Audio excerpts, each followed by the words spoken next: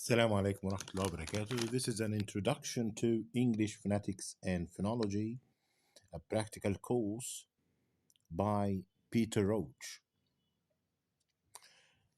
هنشوف هنا الانترودكشن بتاع الكورس.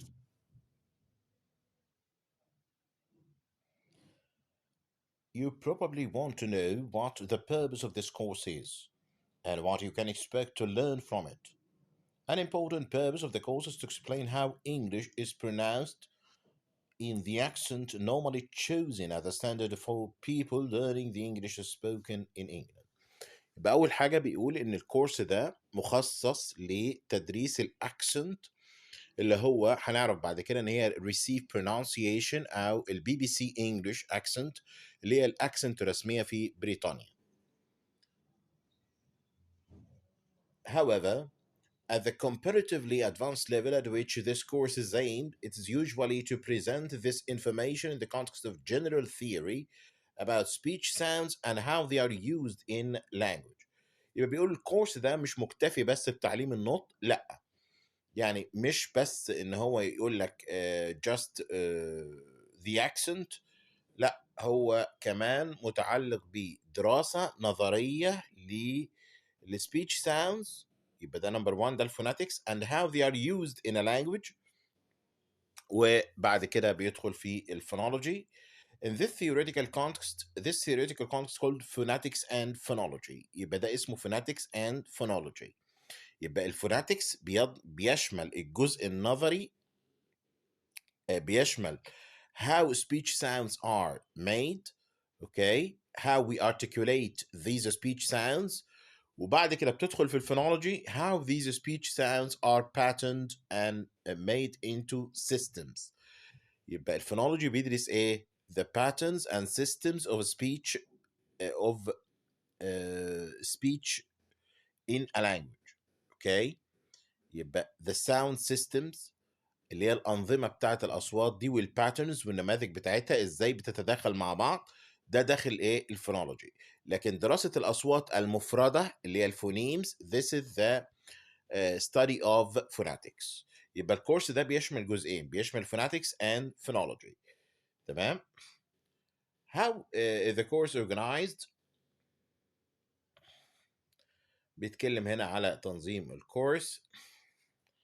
طبعا بيبدأ الأول بالأصوات وبيتدرج من الأصوات وأنواع الأصوات لغاية لما يدخل في الفونولوجي. The English Phonetics and Phonology بيقول لك برضه إن في هنا ويب سايت ممكن تستخدمه، يعني تلاقي عليه لينكس.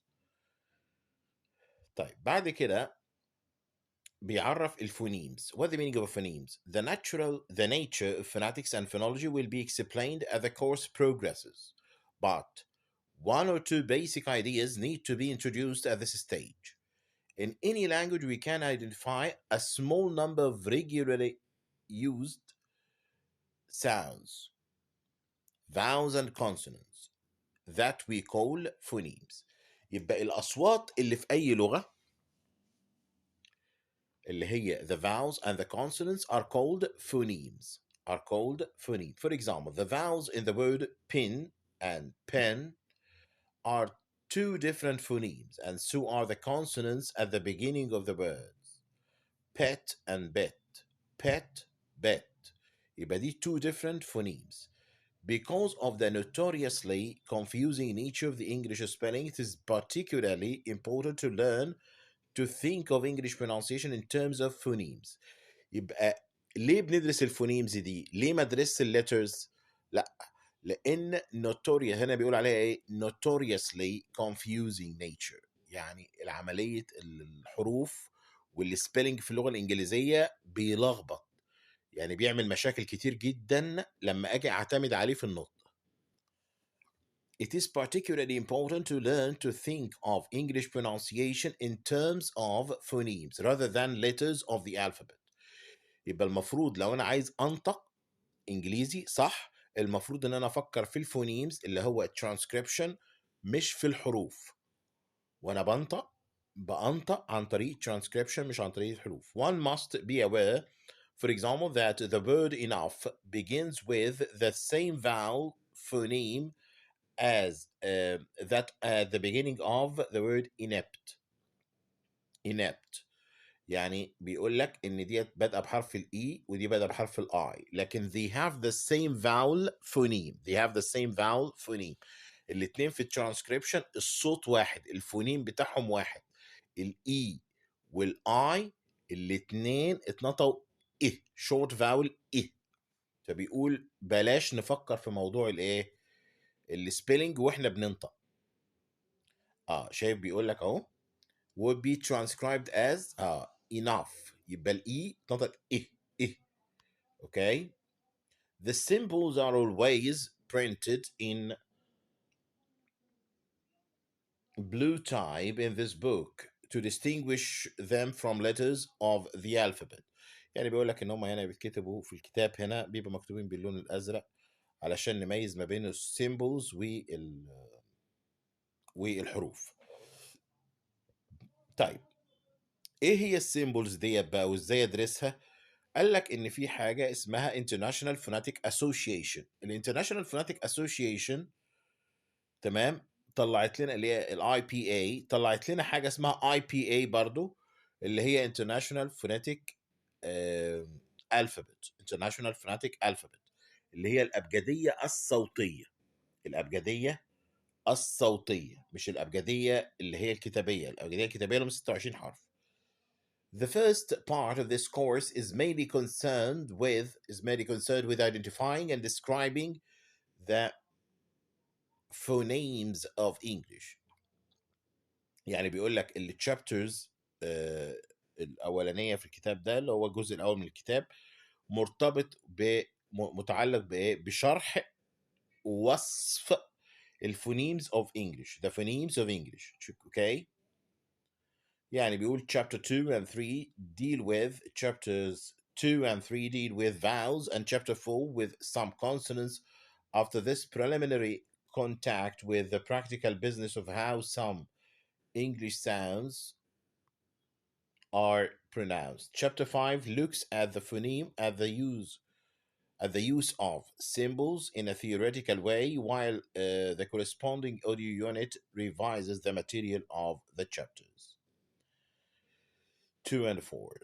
المفروض الكتاب بيبقى معاه ماتيريال، بيبقى معاه اوديو برضو بتسمعوا فيها الايه الكلام. لكن المهم ان هو الجزء الاولاني ده خاص بالفوناتكس. تمام. بعد كده الجزء الثاني بقى من الكتاب the rest of the course goes to look at large units of speech. بعد كده بندخل للاجزاء الاكبر من الكلام. بعد ما نخلص الفونيمز بندخل على ايه the syllable and the aspects of speech such as stress, which could be roughly described as the relative strength of a syllable, and intonation, the use of pitch of the voice to convey meaning. تمام.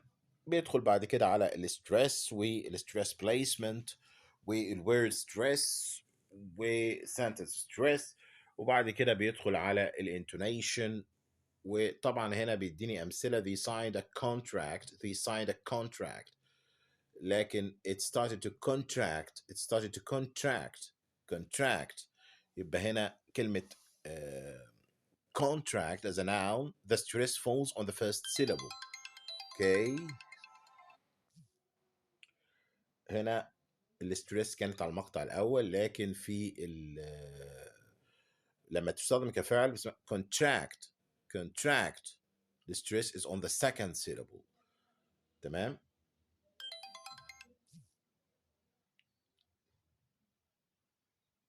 you will have to learn a number of technical terms in studying the course. طبعا هتدرس ايه معلومات كتيرة في الكورس خاصة بمصطلحات الفوناتكس والفونولوجي. تمام. يعني بعضها خدناه دلوقتي phoneme phonetics phonology. okay. accents and dialects. يعني هنا برضو بيميز ما بين الاكسنتس والdialects. what's the difference between accent and dialect؟ الاكسنت هي اللكنة. okay. يعني the differences in pronunciation within the same language. اختلافات النطق داخل اللغة الواحدة دي بنسميها different accents. فعندي مثلا American accent و British accent تمام. فبقول في البريتش اكسنت مثلا fast fast، في الامريكان اكسنت fast fast. اوكي. these are differences in accents these are differences in accents، دي اختلافات في اللكنة. تمام. لكن الdialect are differences in vocabulary, in pronunciation, sorry, in vocabulary, not only in pronunciation but in vocabulary, in grammar. تمام. بتبقى في اختلافات في الجرامر، اختلافات في الفوكابولري نفسه، يعني الكلمة نفسها مختلفة. زي مثلا حتى عندنا في اللغة العربية نفس الكلام، يعني مثلا ما اقول ايه عيش بالعرب، عيش في مصر، في المملكة مثلا في السعودية بيقولوا عليه ايه خبز. تمام. دي اختلافات في الدايلكت، لان دي كلمة مختلفة تماما، مش نطق مختلف، لا دي كلمة تانية. تمام. زي مثلا زي مثلا ما اقول pavement and sidewalk. pavement اللي هو الرصيف، الرصيف اللي في الشارع، ده في البريتش اكسنت غالبا بيقولوا عليه pavement. في الامريكان اكسنت غالبا بيقولوا sidewalk. يبقى دول كلمتين مختلفتين بقى، مش موضوع accent. it's not a matter of accent. اوكي. طيب ايه هي الاكسنت الرئيسيه اللي هيعتمد عليها الكتاب؟ بيقول ان هو هيعتمد على receive pronunciation. طب يعني ايه receive pronunciation؟ كلمه receive هنا واستخدام قديم للكلمه دي، معناها the correct pronunciation, the correct or the acceptable pronunciation. Received pronunciation is the accent, is the official accent of in England, the official accent in England. هي دي اللكنة الرسمية في بريطانيا، اسمها RP Received pronunciation. ساعات بيسموها the BBC pronunciation لأن هي الأكسنت يعني الأكسنت الموجودة في البي بي سي. أوكي.